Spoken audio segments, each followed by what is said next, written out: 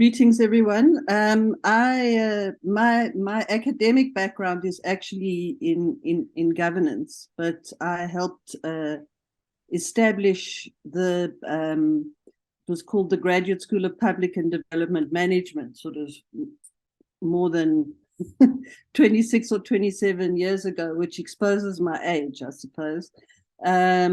So I've been lucky enough to have sort of higher education, leadership and management on both ends, sort of coming in and also being part of that process in various ways. I did spend 2 years seconded to what's now called the National School of Government, and focusing on leadership and management training for senior managers. And so over that time, I've got quite a lot of expertise in that area and in course design and in education in general, and very excited to be here and to share some of my insights from my experience, but most importantly to hear what you have to say. Thank you.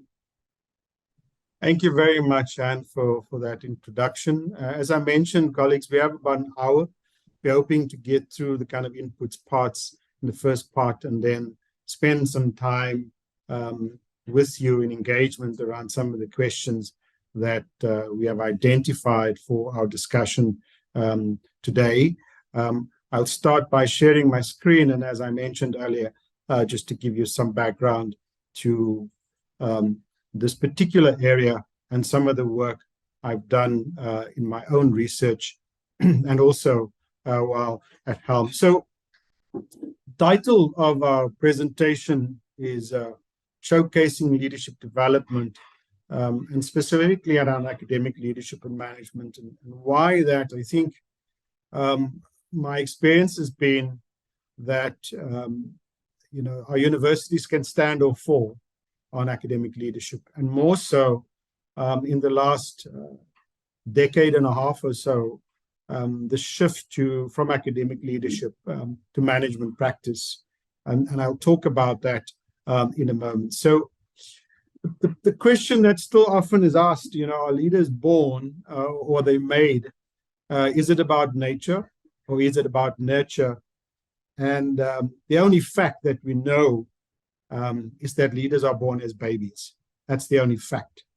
And I guess the important thing is it's both. It's about nature and nurture. I think we're beyond that era where we're somewhat destined for leadership. I would say somewhat destined for shepherding or for shepherds, and others were destined for sheephood. I think these days there is a trend, the kind of narrative, the debate around leadership is that everyone has potential for leadership, and the sooner one can discover that and develop that, the better.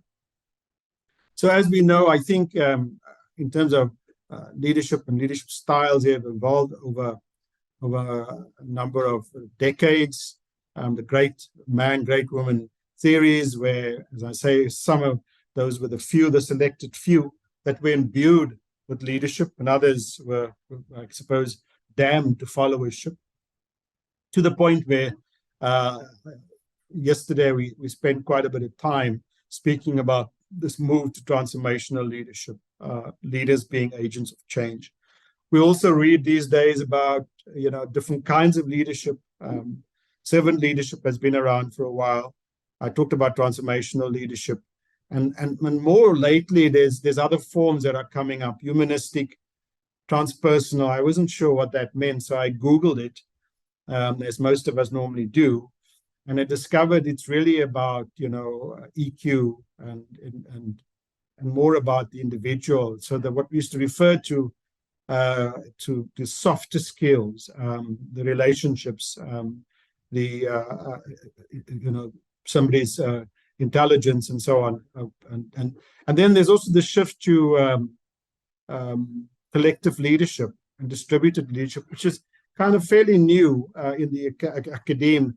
Although, I mean, we're talking about as old as the universities are around collegiality, and yet we see a shift from that and I'll talk about that in a moment, to more corporatization or managerialism in our universities. But there seems to be a swing back to this notion of collective leadership, especially in the time of COVID.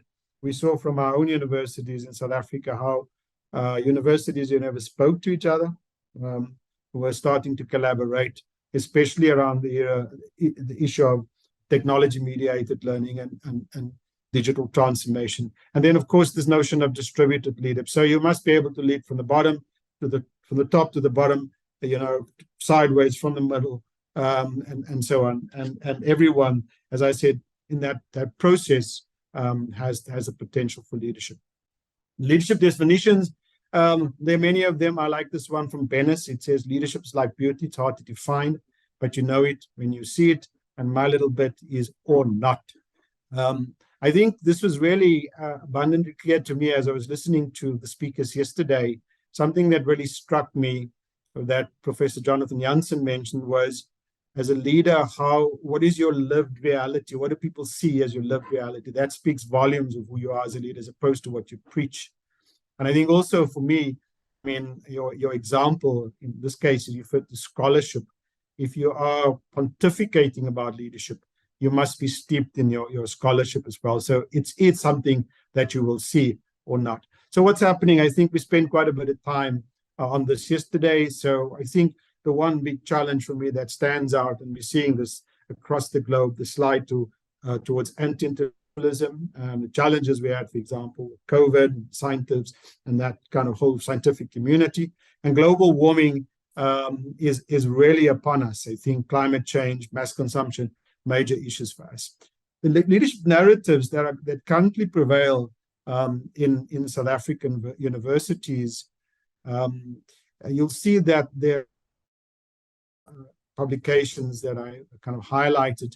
Two of them were written by vice chancellors and former vice chancellors, one being Jonathan Jansen, who some of you met yesterday in our closing session, and then Adam Habib, who's currently in the UK, who's the former vice chancellor of the University of Witwatersrand in Johannesburg, South Africa. And what was interesting, I mean, this was leadership from their perspectives as vice chancellors. And then there was also another publication which I contributed to on Fees Must Fall. For those of you who are joining us as a global audience, Fees Must Fall was a movement about 3 or 4 years ago, where there was this shift, this demand from students, particularly, and other stakeholders for fee-free higher education system. And that's still with us. Many of our students are subsidized hugely from our government, from the public purse, to pursue their academic studies. And then, of course, the book that I published in February last year, Deanship in the Global South.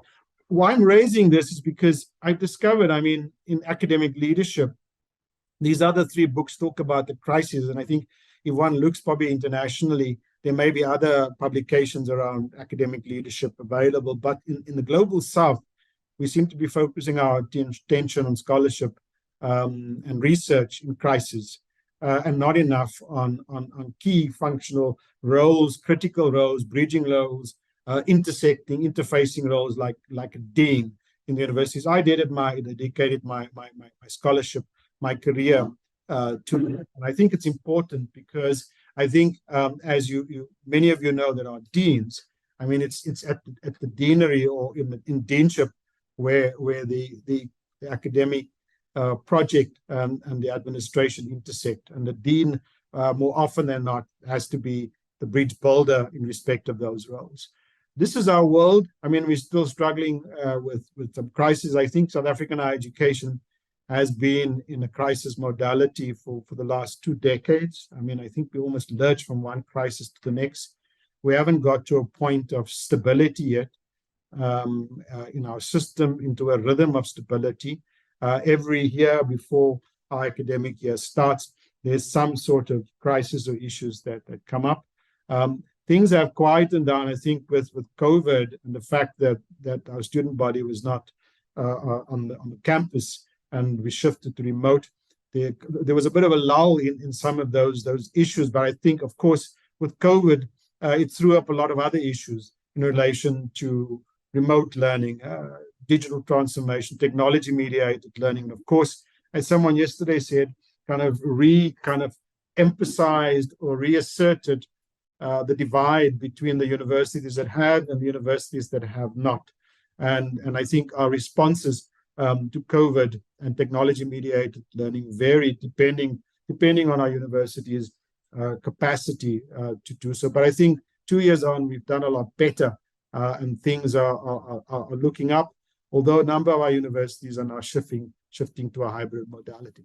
What's happening in our world globally, complexities, I think we used to talk in HELM about there being one constant. This was about 3-5 years ago. That has changed. Now there are two, one being complexity, and change is still with us. And I think balancing academic leadership and management, that's the critical challenge that we face in our universities. So I think that is something that we're going to be talking a bit about today. As we know, in academia, most of our universities, our leaders, our managers are former academics. And then, as I mentioned in the book, catapulted or parachuted into an executive role. More often than not, you hear from deans or from heads of academic departments, of chairs of department. Basically, they were appointed, given the keys of the office. They started day one, phone rang, someone said, "Hello, Dean," or "Hello, HOD." And then for some, quite anecdotally said, it was the beginning of the end.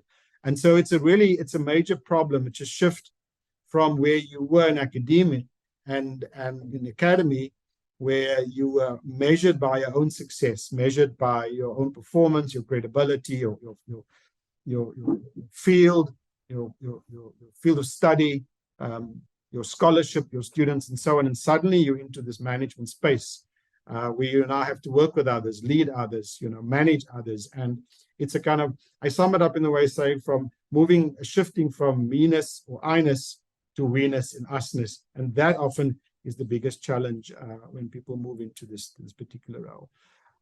Limited capabilities, I think, because of the academic background. Underrepresentativity, we talked about that yesterday with our colleague from Jakarta, Indonesia, who said she was the first woman rector in that university in Jakarta. In our own environment, we've got less than 30% of our vice chancellors are women. The numbers are growing, but it's a global problem. It's a global challenge.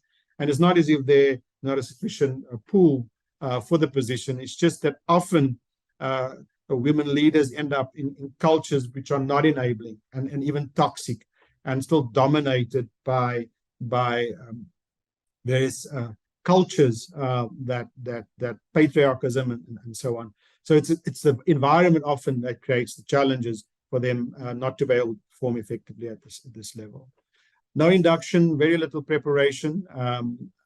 Often, again, you'll see that you're coming to the job with little or no onboarding, and this is one of the reasons why we established the Foundations of Leadership program in HELM, which is an onboarding program for HODs, chairs of departments, and deans. And then, of course, the other challenge is succession planning, mentoring, and coaching. We're shifting to a more business-like approach. More and more, as was mentioned yesterday by our global panel, resources are dwindling. There's more and more demands for accountability, competition amongst universities. We're all chasing the rankings. And then the performative measures. I think in the last decade or so, South Africa has also shifted where everything has to be ticked, boxed, and checked, and reviewed and confirmed, in respect of performative requirements, especially from government, where most of our universities still funded them from. And then, of course, the issue of managerialism and executivism, I think, is something that we know has been around for some time. Whether the university is a private, it's still, yesterday it was stressed that we are in a public space, so we're public institutions for the public good. So at this point, I'd really like to pause. For those of you in the room, I'd like you to just take a moment and reflect on this question. And the question is fairly simple. The question is, how would you characterize academic leadership in universities today in 3 words? Now, I know you are all, many of you are academics, and of course, you would prefer to write 3 sentences or maybe 3 paragraphs, but all we want is 3 words. So I'm going to stop screen sharing, and you will then have an opportunity in the chat to share your 3 words with us, and then we'll reflect on those. We'll take a few minutes to do that, and then we'll come back again and talk to what words you've shared. So the question is, how would you characterize academic leadership in universities today, not yesterday, not tomorrow, not next year, today, and in 3 words? I'll stop sharing for the time being. Thank you. Colleagues, just a reminder, the clock is ticking, so we're waiting for your 3 words. So please wow us with your insight. Here's an opportunity for you to interact with us. So the question is, how would you characterize academic leadership in your university today? And the requirement is 3 words. We'll wait for another minute or so, and then we'll continue with the presentation. Okay, Patrick, have we had any takers on this exercise? Any words that have come up in the chat? Yeah, there's quite a few. If you have a look, I don't know if you can access the chat. No, can you just read out the words? I think Sure. this probably would work best, yeah, because I can't see it. Okay, one is a question is, why do academic leaders lack the most important traits key in leadership? Empathy, people skills, and basic management skills are a serious lack. The next one of the 3 words is unpredictable accountability, tick box management. Next one is weak and overwhelming. Whoa, Next one is stressful, challenging time constraints. Next one is complexity and democracy requiring many voices to be heard. Then challenging, often authoritarian, committee-based, competitive, complex, democratic. Then repeated committee-based. Crises, reactive, complex. That's about it. Did you manage to follow any of those? Yeah, I think it's kind of mostly around the challenges that we face. I think, and it speaks to the kind of where we are, the space that we're in. And thank you, colleagues, for sharing that with us. It's always very interesting. We do a very similar exercise with our Foundations of Leadership program, and sometimes there's a leaning towards kind of more negative description, and sometimes, depending on the group, there's a positive sense of it. But I think the takeout from this buzz group is, as Malcolm Buller says, academic leadership is one of the few professions you can enter today, no training, no credentials, no knowledge, and woefully unprepared. And I think that kind of responds to what the colleague mentioned around the lack of skills, preparation, and support. I think that's an equally important component. So you're not alone. It is out there. I think, this is a challenge. As I mentioned, less than 30% or less than 10% of those who are prepared or send this academic leadership position, either as dean, as HOD, or academically prepared through onboarding on induction. And that's a global statistic, less than 10%. So it is a challenge. So these are some of the challenges that we face in academic leadership. I'm not going to spend too much. This is based on my own research. I talked about managerialism, the scope of work that is increasing, work-life balance. It's important, I think, the fact that we spend longer hours, especially in the digital technology mode. We don't have boundaries where we can actually physically leave our offices and then go home and kind of go into our personal private lives. I think access and success in the South African education system and also globally, as we heard from some of the speakers, is still a problem. In South Africa, employment equity remains, the whole issue around diversity, inclusion, and equity is a critical component and a challenge that we face. And then digital transformation, I think I talked about that earlier. And then, of course, the academic and admin interface. I think what challenges that throws up, especially when the administration is not performing according to the standards that the academic expect. What is the problem on leadership development in this particular space? Inadequate, robust research, and that's a global phenomenon. Most of the kind of research that's been done currently is done in the global north, in more established, more bigger higher education systems. Approaches are contextual, often still not on point. No specific interventions. I mentioned it's changing. I think you'll see with our partners, CCAS, the Council of Colleges of Arts and Sciences, they've also developed specific programs for deans. The ACE has also developed specific programs for head school. So it is changing, and it's changed in the last couple of years. Our universities are not nurturing environments. We need to have a more integrated approach to leadership development, and that comes with the model that we produce in HELM. I won't spend too much time on it, around the leadership context, leadership capacity, and leadership capital. Integrated approach that we've developed in HELM. We have this approach of philosophy. We talk about developmental orientation as opposed to a deficit assumption. We try to fix people's weaknesses or challenges in their leadership. So we're all lifelong learners, multiple delivery modes. We have to drive our organizational strategy through our leadership development initiatives. Stressing always we need context-specific, bespoke interventions. Those are important, and they should be driving our career planning and our performance management in our universities. There's our management leadership development model. The context is really what you bring to leadership. So it's the global, national, and yourself, your skills, your experience, your values, the roles you play, the people that have mentored you, how that influenced you as a leader. Then your capacity is more than just competencies. It really is around understanding the role, skills development, reflection, and learning. And then 4 capitals we've identified that we develop and advance in HELM.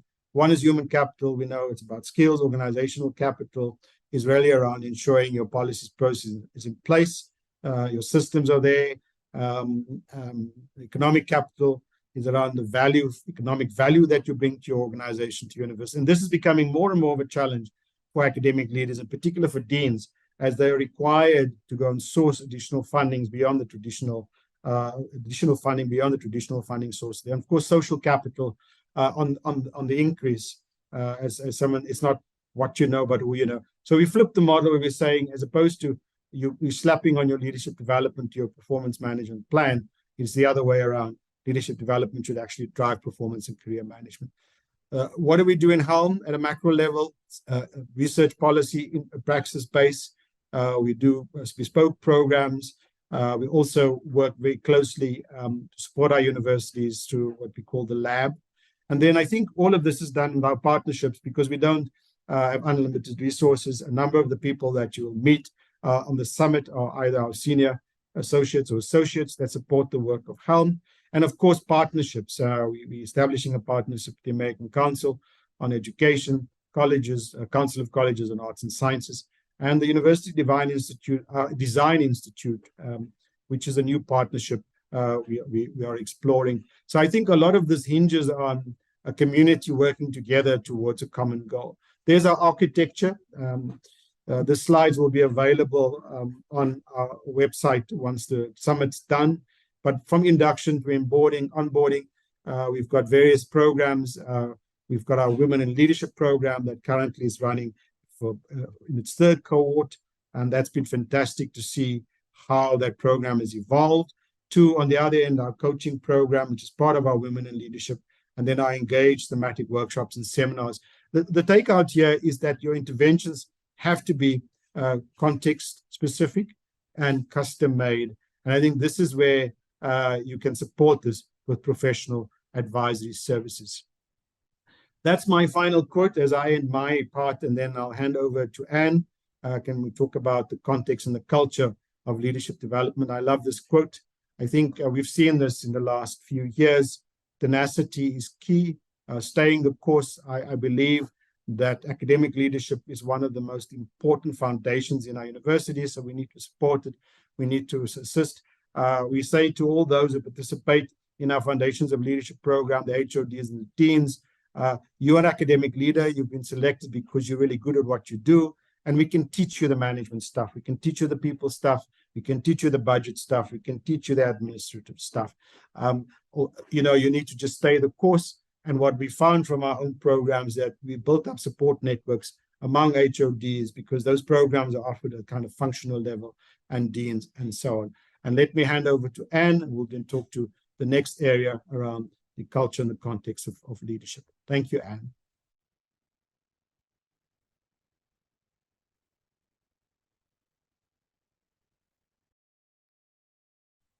Hi, I've just been having a look at some of the comments. I'm not convinced I can see all of them, but what the comments show is this this tension between the two roles of academic leaders, and one is the idea of leading the academy. In other words, leading intellectually, leading the teaching and learning project, being strategic about that. But at the same time, it's the kind of management part of leading, which is about human resources and finances and dealing with systems and those kinds of things. And one of the things that the comments show, and it's certainly been my experience in universities, is that there's this kind of tension between different modes or styles of managing and leading, which come from historically quite far back, and kind of perpetuate themselves in weird ways, even though there are new trends and strategies going forward. And so one of the biggest skills or needs, I think, in university leadership then is this idea of an ability to read your context, to understand, to position yourself in the kind of terrain that is now the university. So what the slide shows really is that the kind of broad trends of university leadership and management respond to contexts at the time. So the idea of the academy is kind of expressed through a professorial bureaucracy in which management happens. Sorry, my phone's ringing. I'm hiding it. In which management happens across through the professoriate exclusively. And this is one of the, I think, the emerging tensions in the introduction of managerialism, which I'll talk about. The key thing about the academy, and the academy survives to today, so I'm not in any way suggesting it's been replaced, is that it's hierarchical, but at the same time professes to be collegial. And there's this constant tension, which is why people will sometimes, sort of be frustrated about, I'm looking at one of the comments here, it says committee-based, slow decision-making, et cetera, because you have to work your way through the collegial process to the hierarchy. And it often feels like decisions are just never made. The introduction of managerialism, which becomes quite popular sort of, I suppose, around the late 70s, early 80s, and some forms of managerialism, which is why it's always so strongly, I think, criticized, came with the Washington Consensus and sort of extreme cutting back, lean and mean management processes. I think in universities, the key things around, which is not to say it's any less contentious, the key things around managerialism relate to issues of performance and professionalism. So you take the professorial bureaucracy, which has its own routines and habits and conditions of work, and you add into that pressure to perform according to certain specific outcomes, the introduction of professionalism, someone in the chat talks about tick box management. So one of the things that often comes with this kind of thing is less professionalism. In fact, professionalism often gets eroded, but a kind of compliance mode of operation where people are sort of constantly having to prove that they've done certain things in order to report on where they are in terms of reaching outcomes. And what it does often is undermine the professional or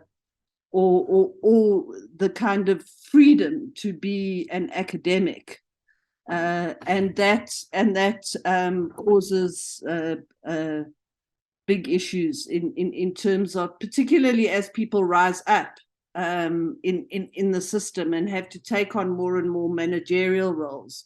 It often clashes quite strongly with the image of being an academic.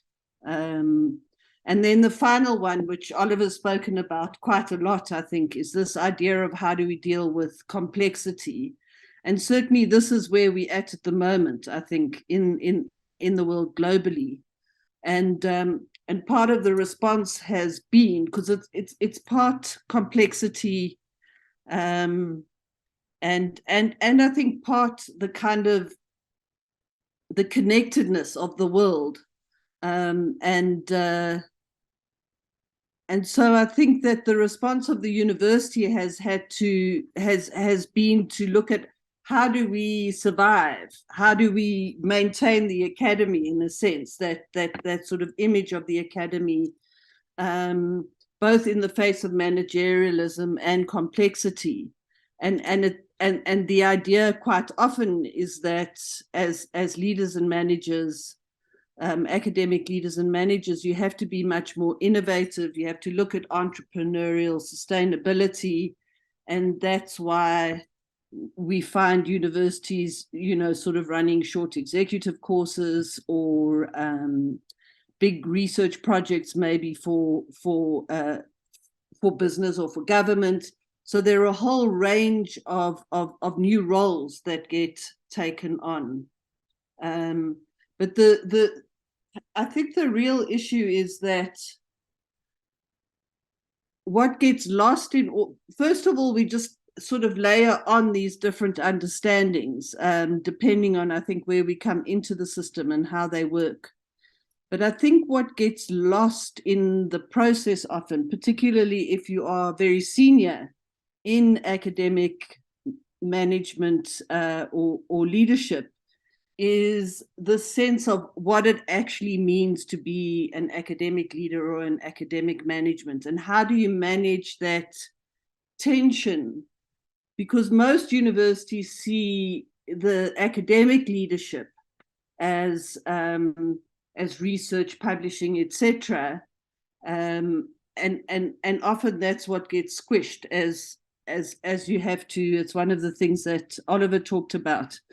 But as you have to increasingly comply with more managerial forms of operation in universities. And so the real issue is how do you build that sense of creating the conditions for learning, along with the kind of routines of management. Thanks, Oliver. Very much. Thank you, Anne, for those insights. I see there are some questions, and maybe we'll start with that before we go on to the next component of the session. And thank you very much, colleagues, for sharing your issues on chat. I think it's helped us to make the session, as I mentioned earlier, more interactive. The question from one of the colleagues is, research is largely a solitary activity.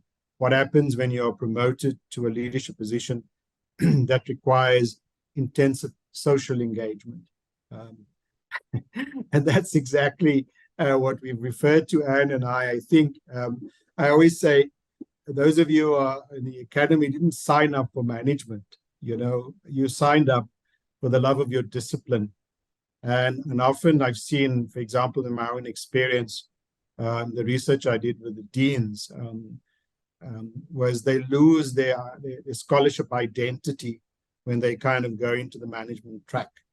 And that's one of the, I suppose, one of the challenges you face. And I mean, the interesting thing is in more stable, bigger higher education systems, the US and the UK and in Europe, I mean, you can become the top scholar in your area and your discipline. And often in the US, you may earn more money than the president because you're generating more revenue than the president. But our system's not big enough in South Africa to allow people to do that. So often when you want to advance, when you get into a stage in your academic career, you see one of the avenues for promotion, for advancement being that kind of management track. And I think that's where the challenges start. So as I mentioned, I mean, I think it's a choice that people have to make. I think you're wired in terms of your DNA around the academic component, around research, around that kind of solitary performance in your corner, doing your thing, being measured, and your credibility, being determined by that. And suddenly you're in this space where you have to lead these other people who are like you. But I suppose you're there because you probably have more developed leadership skills than they have. And your thoughts on this? Yeah, I mean, I think I agree with you. I think an added challenge, maybe in the South African context, and I don't know if it is globally, is that often people are promoted before they've managed to properly establish their academic credentials, in a sense. So they might be a professor already, but they haven't really sort of, reached the kind of gravitas that would have existed in a sort of true academic bureaucracy of old, so that you have the wise person leading in a sense. And so the challenge is that so the challenge is how do you do that while still managing? And I think if you are in a position that requires a lot of social engagement, it's very, very difficult to do, because you don't have, I mean, I don't think research necessarily has to be solitary, but you certainly don't have the time. I think it's more time than the time and the space to do what you need to do to get to that space. And there is that debate about, whether you should just have managers managing institutions, which I think is highly problematic. But, that's some of the solutions they have in other places. So they let academics be academics and then managers manage the institution. But it separates the project from the process, which is equally problematic. Thank you. And I think the other question is around context. I think it also talks to what we have referred to around the climate and the culture for academic leadership. I think what we found from our experience of HELM, of course, I always say there are three things in leadership development, and those are context, context, context. When we have engagements with partners, the one thing we say is that we don't do imports at HELM. We look at what's being offered best and look at the models. But whatever we do has to speak, it has to be bespoke, it has to speak to the contextual realities of the recipients of those interventions. And I think that's key. And then, of course, the climate. Often we find from our experience in HELM, where people are very energized after they've done a HELM program, especially Foundations of Leadership program. We always get amazed on day one when they're sitting in the room, especially now that we're online. They don't know. Some of them say, well, I was told to be here. Someone say, well, I was told to be here. This is a workshop. Come to this meeting. The dean instructed me to be here. And so, of course, often they're not there by their own volition. But within the first 2 or 3 hours, they realize they're not alone.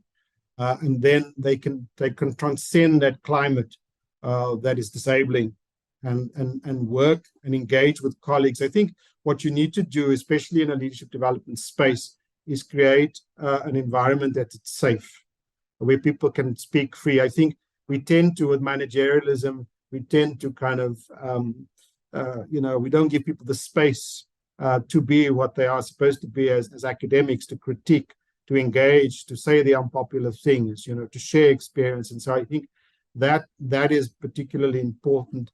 So the climate that's created within the institutions is a critical component of leadership development. And that often, as I say, is disabling.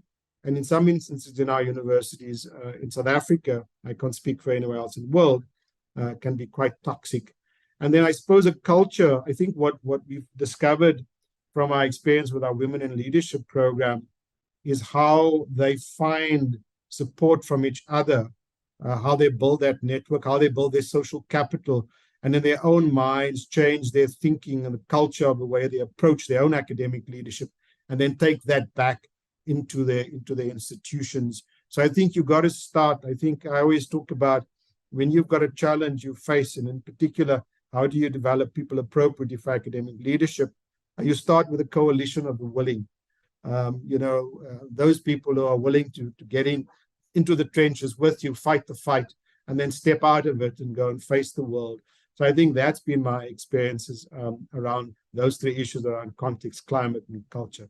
Your thoughts on that, Anne? Yeah, I agree. And just so you can comment on it later, and I'm going to look at it now. The one comment here is that publications can't be a factor for leadership advancement, which is true. But I think what we've learned is to move away from, as Oliver said, the kind of hero leader.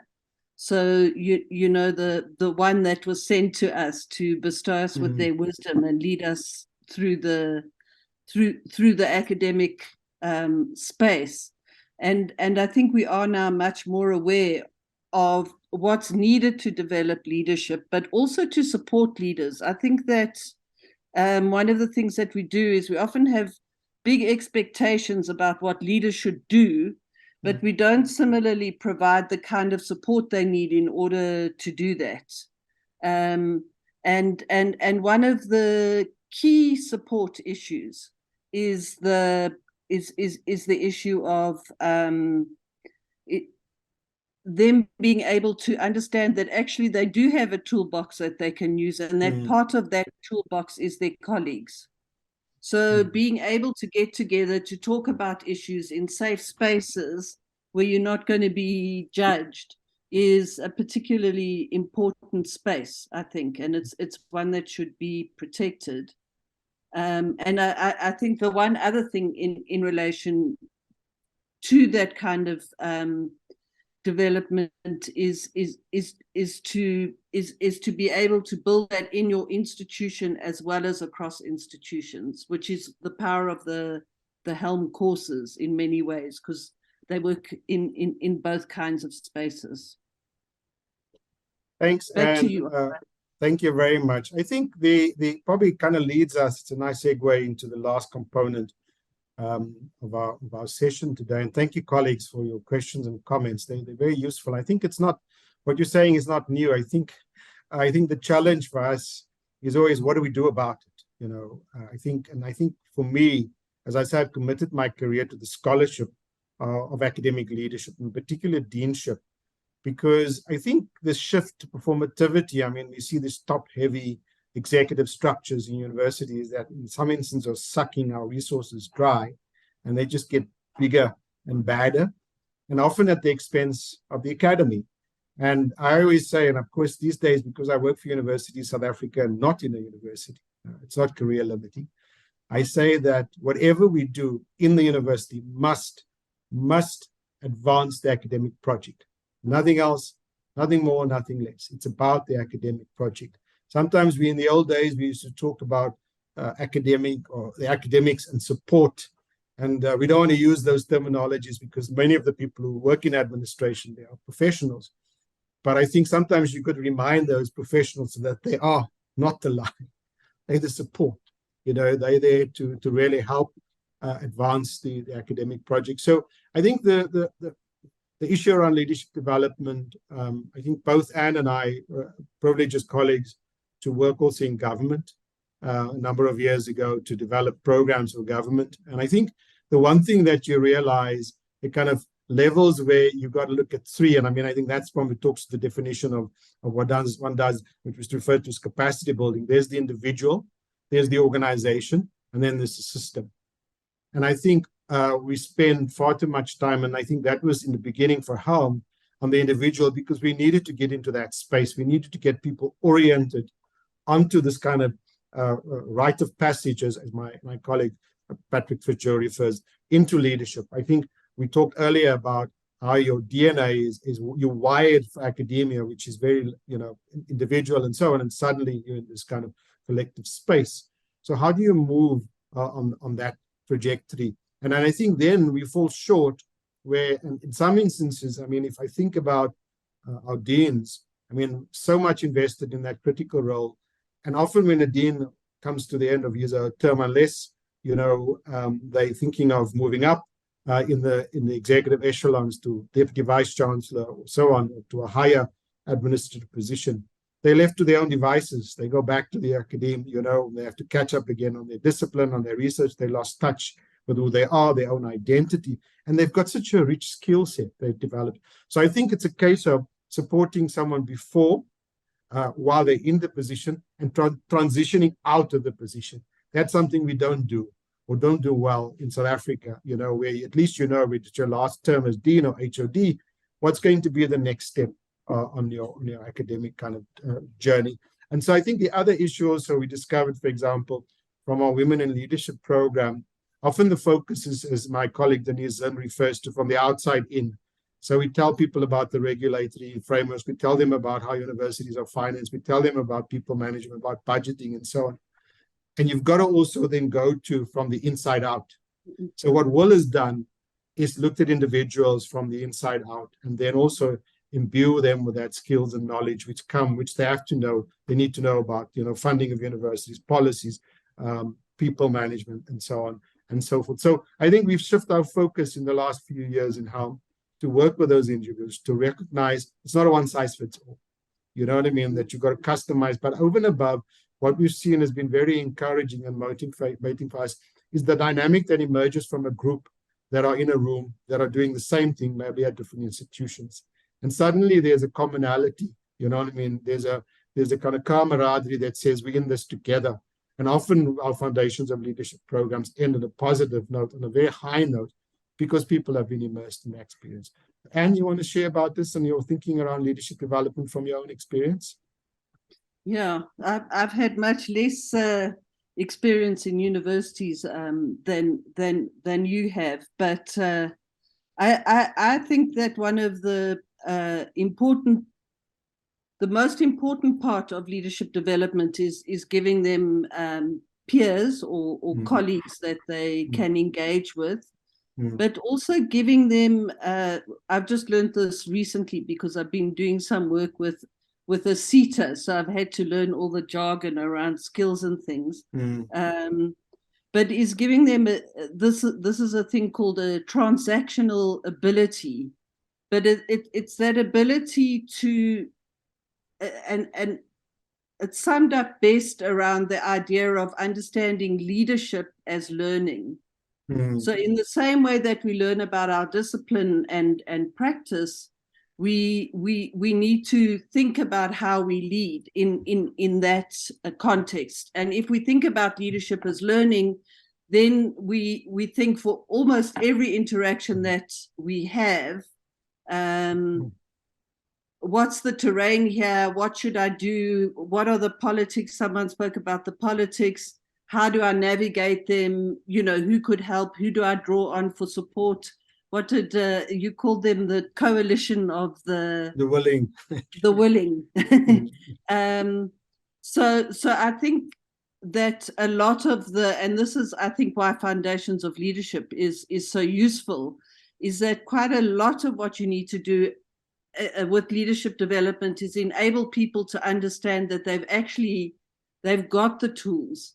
They just need to know how to, in a sense, deploy them in a thoughtful and considerate way.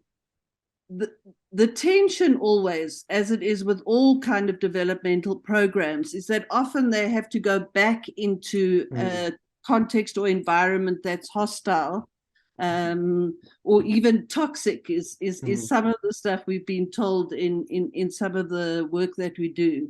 And then you once again have this tension around a sort of general culture that's quite difficult to navigate. And particularly, I think, if you're a woman, but also if you're young and Black and want to be an academic. So you kind of build that confidence and then go back into environment where that confidence gets squished. And yeah, so I think the challenge there is what you have to do is kind of create that coalition of the willing, both in your institution, but it's something HELM does more broadly in terms of how it works. So, Oliver, I think you have to conclude now. Yeah, timing. And I think there was just one comment. I think we spent quite a bit of time around academic leadership making the shift, you know, in that respect. And someone was asking, what about non-academic people in administration? And spot on. I think I kind of venture, I would say the universities are most successful, and I don't believe in these rankings. We all have things to do, and, you know, we've got mandates and so on to achieve. But I think the leadership teams in the successful universities are able to garner the energies of both the administration and the academy towards the common goal, which is the strategic objectives and the recognition that we work in a mutually respectful environment, that we recognize each other's skill sets and professionalism. And of course, in the administration space, more and more professionals are joining universities, like CFOs, people that are registered, you know, as personnel practitioners. So we've also developed, and we just recently very excitingly launched Foundations of Leadership program, University Managers, which exactly deals with that, because as often as we think academics don't know about management, often your professional managers don't know about the academia, you know what I mean? And I think that understanding, often I've seen it in our environments, especially our friends in finance, you know, how they kind of, you know, their mindset is one around, this is the way we do it, and there's no negotiations. And I think those kind of experience is important. So we're working equally with the university managers, but also a specific program around student success, which was for practitioners and people in that, because that's a critical component in our universities. I think our time is almost up, folks. I think, Anne, your last comments, remarks before we say goodbye and adieu to our colleagues. I'll try and be quick. I think that both non-academic and academic leaders and managers in universities are required to create the conditions for teaching and learning, basically. That's what their work is. And while academic leaders might deal more with the problems that are related to academia, they also have to deal with the problems around making sure those conditions are right. And I think having to work in those spaces comes with compromises always. But yeah, so the challenge is for us to think about how we can support those leaders so that we can ensure that the conditions for learning are created and we do the best for all the learners that are at the institution. Thank you. And I think from my side, as I kind of sum up normally with our Foundations of Leadership program, I remind our academic leaders that you need to invest in yourself. I think as an academic in your discipline, you've been schooled in reflection and scholarship. You've got to explore your own leadership in that same way, and sometimes be selfish about investing in yourself. So I say to the participants in our Foundations of Leadership program, try for year one to set aside 3 days for your own leadership development. If you get 5 days in your calendar, even better. Lock those in and say, this is my time. This is time for me to go and reflect, to recharge, to go and experience a program with my colleagues and my peers. I think importantly, reflection leads to learning. We spend so much time, too much time doing stuff. Often we can justify a 16, 18-hour day. But when we've ended, we kind of look back and say, what just happened? I think it's important that we spend time to stop, pause, reflect, and then reset. So thank you so much, colleagues. Thank you to my colleague, co-facilitator, Anne McLennan. It's always a joy working with you, Anne. Thank you for all Thank of you for participating in our session. We look forward to hearing from you. If you want to know more about HELM, please go and visit our website, www.helm.ac.za. Have a good afternoon, good morning, and we'll see you in the next session. Goodbye, everyone. Okay. Bye.